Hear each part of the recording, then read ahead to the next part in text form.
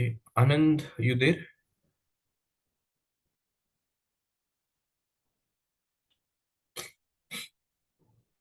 Not 100% sure if Anand you can hear me, but let's get started. I will be providing you with the recording as well as always. So, bear with me today, guys. I have a little cold, and on day four today, we are going to be talking about how to become visible in this over-cluttered job market and understand the physics or the science of job hunting. We know that uh, these days there are a lot of engineering colleges, and then there are people who have completed their degrees in the last couple of years or 3 years, but haven't been able to find their jobs. So now, having all of this competition around you, how do you manage to get into a job? Or how do you at the first step, how do you make sure that you are even visible in this whole competition, in this big competition? So these are some of those important points, important traits that you need to possess in order for you to stand out of the crowd. The first is the practical exposure, then the communication, professional CV, interview etiquettes, and the professional behavior. We will talk about all of these points.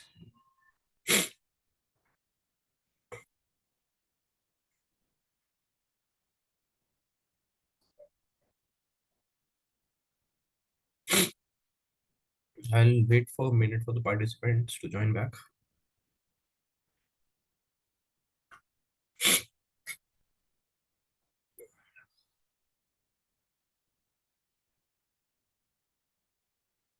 Okay, Anand is having issues today. Yeah. Anand, in case if you even get dropped off now, I will still continue and I will be then sharing the recording with you. You can take a look at it later on. Okay, so the first point that we wanted to discuss today is the practical exposure. So as a fresher, when you go and apply for a job, in comparison to the other folks who you are competing with, if you are the person who has practical exposure and the one who has worked on live projects, real projects, that is definitely going to give you an edge over the other folks. So getting a practical exposure is very important, and that is something that you get to do when you're working on a project. As what I was mentioning to you, Anand, we would be giving you the uh, test site wherein we have defects induced on the test site, so that you can use that uh, as an example for your testing purposes. However, in our regular training classes, what we do is we assign the students, the candidates from the training batch, to our regular projects. So you would be a part of the team that is working for the clients day in day out, and you get to spend like the complete day with them. So you would be going in the meetings, uh, you would be given tasks, you would be assigned tasks that you have to complete in that particular day, which you would be working along the whole day. If you have any doubts, you will have a team mentor, you will have a team leader, you will have a team manager, whom you can ask all of your questions, all of your issues. So having that kind of a practical exposure will help you stand out of the crowd. It will, when you go, if there are two people, one is a real fresher coming right out of the college, and one is you who has this practical exposure with you. Definitely for the interviewer, you are going to gain more points based on comparison between both of those folks. So the practical exposure is one of those important traits that you need to possess. And on the same point, I would not name other institutes who are providing these software testing trainings. What they do is they tell their students to go and start testing Facebook. So Facebook would not, for me, Facebook would not be a live or a real project to get your hands dirty, to get yourself trained. It is already in production, it is already stable. You would not be able to find defect. The same problem, Anand, that you were discussing before we just started this class. And then there are training institutes. What they do is they book a complete theater and have like 300, 400 students sit in that theater. And just imagine if you are one of those sitting in that theater, and attending a class and hearing to somebody who is speaking on the stage, and you are sitting like in a crowd of 300 and 400. How would you be able to ask your questions? How would you get that confidence to get complete clarity on the question that you have? For me, all of these are just ways of making money, not actually making people that good that they start getting jobs in the industry. Right. The second point that is very important is the communication. So when you go into an interview, you have to have good communication, which is when we talk about communication, this is English communication that I say. I don't say that you have to be like a champion with communication, but you should be uh, smart enough to express yourself in average English. So if you are not able to express yourself, if you are not able to give your own introduction in English, if you're not able to answer your questions that the interviewer is asking in English, so that is going to be a very weak point from your side. So communication is something that you need to improve, and this is something that I have seen people struggling with. But again, if you are 100% into it, this is something that you can easily uh, excel through. It will take time. It will not happen that overnight you start speaking in fluent English, but over a period of time, 2 months, 3 months, when you are into it, when you're training yourself on the communication side of it, you should be good enough to improve yourself. So that is the second important trait that you should have. The third one is that the CV that you prepare, that the CV that you are going to submit, has to be a professional looking CV. So as soon as you submit a CV, if I talk from my side, when I see CVs, if I get to see a CV which is of a very old template, which is using a very old template, versus a CV which is very neat and clean, using a modern design, though modern, it is very elegant, and you can easily make out what information the student or the candidate is trying to pass on here. So you should have a professional looking CV. You have to prepare that. You go over the internet, you get a lot of templates. There are a lot of websites that help you create these professional CVs. So you have to be putting in some time. You have to be putting in some effort in creating your professional CV.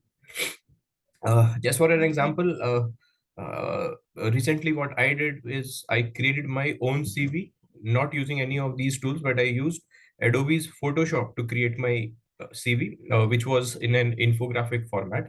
And when I presented it to a few clients, they were really happy. They told me that this is the first time that they are seeing such kind of a CV. So it has to be professional, and you can get a little creative, but at the end of the day, it is more of that the CV should be conveying exactly the person, the experience, the education, the qualification that you have. It should not get like overwhelmed with all the information just for the sake that you want to get it more creative than any other that is around you.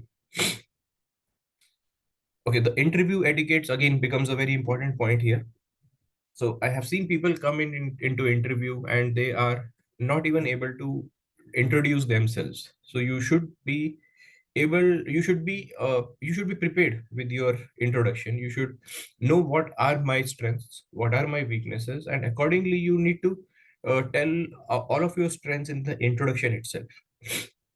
So you introduce yourself, and then from the introduction, your interviewer would be asking you questions. So how do you go in an interview? You go prepared. You go nicely dressed up.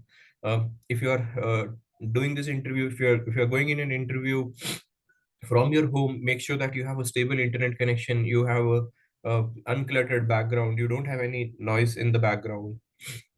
You join the interview at least like 10 minutes before the interview schedule time, so you are before time rather than being late.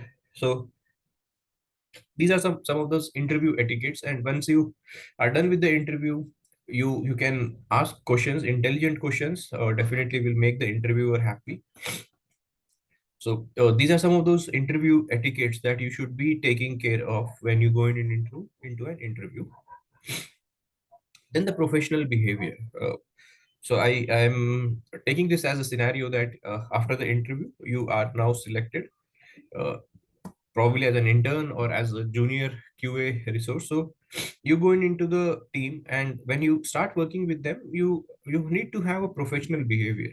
You need to know now that the time from the college is now over. Now you are entering a professional environment, a professional world. So how do you behave with your colleagues? How do you behave with your seniors there? So that behavior is something that that is very necessary. Over a period of time, you definitely would learn those things, how you express your feelings, how you ask questions, how you meet anybody. But during the training, if you get this particular professional behavior training as well, so you would know that when you get into a job, how you should actually go in and greet your seniors. If there is a communication that is happening over a chat messenger, so you need to respond to that as quickly as possible. You need to acknowledge the message. You should tell, if somebody gives you a task, let's say, so somebody tells you that you have to execute these 50 test cases. Though you start executing those 50 test cases, but it is good that you first acknowledge that message, that okay, thank you for your message. I have read this, acknowledge it, and then you say that I am starting to execute these test cases, and as soon as I am done executing these test cases, I will let you know. So this is one of those examples of a professional behavior that you should be following. Similar is the case if you are communicating over email. So there would be emails coming to you, and the person who is going to send you an email would not know until you tell them that you have read that email and you're working on that particular action item. So you have to follow such traits on the professional behavior side of it. All right, and one of the most important aspects today is the creation and maintenance of the LinkedIn profile. So as we all know, LinkedIn is a very big online network for business professionals, and days have now gone past the where you actually went on to Naukri.com or Monster.com to find jobs. And on the same side of it, I can tell you from my HR team, we find or we post our jobs on LinkedIn, not on any other job portal. So LinkedIn is the go-to platform where you have to create your profile, a very professional profile, and use that LinkedIn as a platform to find your jobs. So 93% of the recruiters currently are using LinkedIn to find their future employees. So, and I tell that QAGENIC is one of those 93% of recruiters, and we fall into this category. And almost 100% use to initially screen applicants. So if I get on one single job post, I get like 75 to 100 job applications. We do not call these candidates for the first round of screening. Rather, we screen them from their LinkedIn profiles. We get to know what experience they have. Once they have updated their complete profile, we would know what experience they have, uh, how many people have recommended them, what different certifications they have, what interests they have. So the first round of screening happens on LinkedIn itself. And once we love that candidate, that is the point when our HR team gets engaged in emailing them, calling them for the interviews. So what you have to do to stand out again from the crowd here is to get your LinkedIn profile created. And it is going to take time. It is not a like 2 or 3 hours job. You have to spend a good amount of time first making your own notes on how you have to get your LinkedIn profile updated. Do a little research, see your seniors on LinkedIn, see their profiles, how they have put it. You can go and see my profile on LinkedIn, see what information I have on my profile. Take such suggestions from other LinkedIn profiles which are available, and then create your own profile. Make a draft version of it, probably on a piece of paper, and then write down everything on in a Word document, and then go in and put in uh, all your description, all your education, all of your experience into the LinkedIn profile. Then, so the LinkedIn profile is your first online impression. Even if you are not applying through LinkedIn, if you're just sending your CV via an email or any other job portal, the HR team would go in on LinkedIn to see whether you have any profile there or not, if you have any existence on LinkedIn or not. If yes, your profile would be scanned. And more than the CV that you submit, your LinkedIn profile is going to give the impression to that particular HR.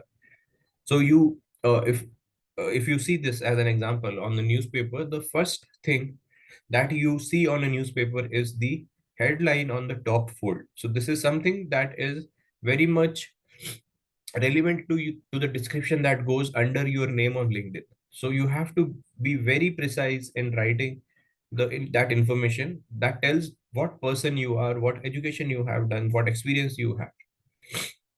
So on the priorities thing, you have the top fold, then you write a good summary, which is like 100 to 200 words of your experience. And then on the experience, which is the third priority, you put in all the details. If you have any work experience, you put that work experience. If you have, if you are still, if you are just out of the college, then you put out your complete educational qualification experience there. If you, during the college, if you have any gained any experience, then even that is good. You should be putting that experience as well on the experience section on LinkedIn. So as we move forward, then these are some of the good qualities that a tester should be possessing. So you need to start. You need to be specific. You need to start giving out information, revealing information in a very specific manner rather than in a very generic manner. So if you are logging a defect, you have to tell that you are getting this particular error on this particular page on doing this particular thing. You just cannot say on a generic side of it, you just cannot say that I'm getting this error on this particular application.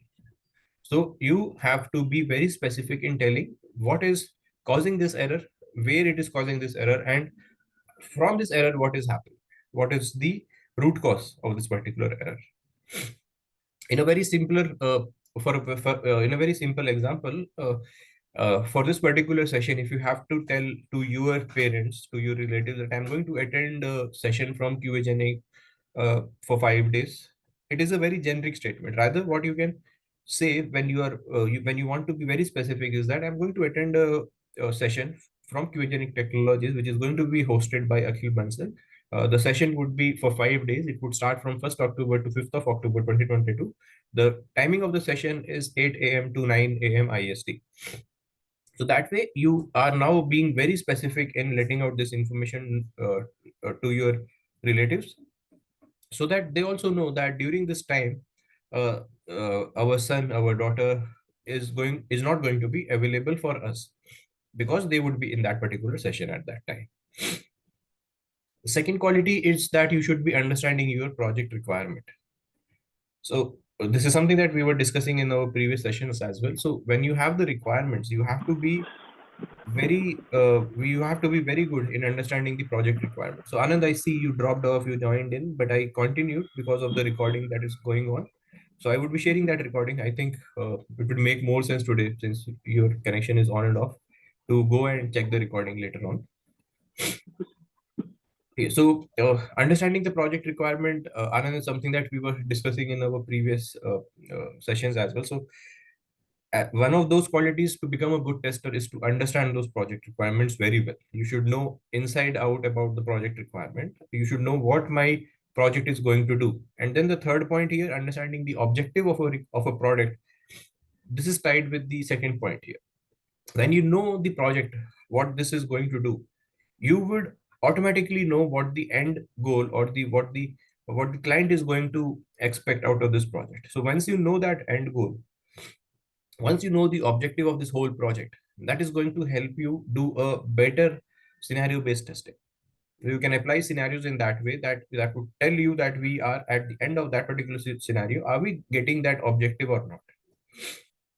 So that is the third point of possessing a good quality to become a good tester. The fourth point again comes in when you have a good understanding of the project.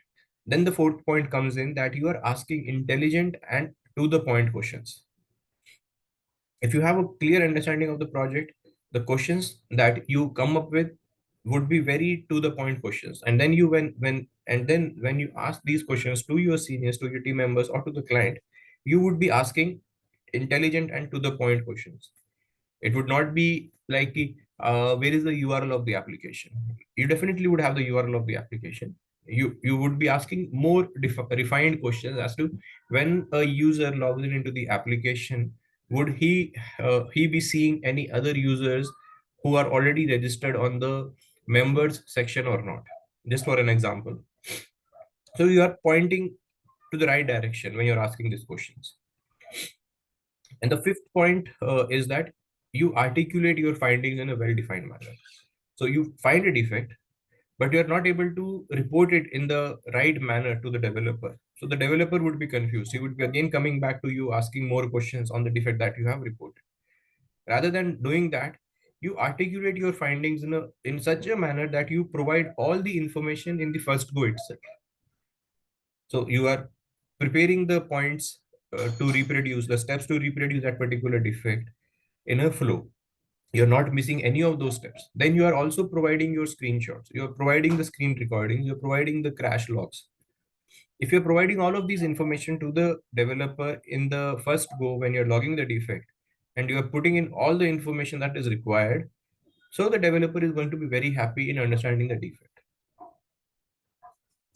Similar ways, if you're writing an email, if you are asking an issue, if you're asking a question, if you're asking the question in a well-defined manner, your question would be well understood and well answered.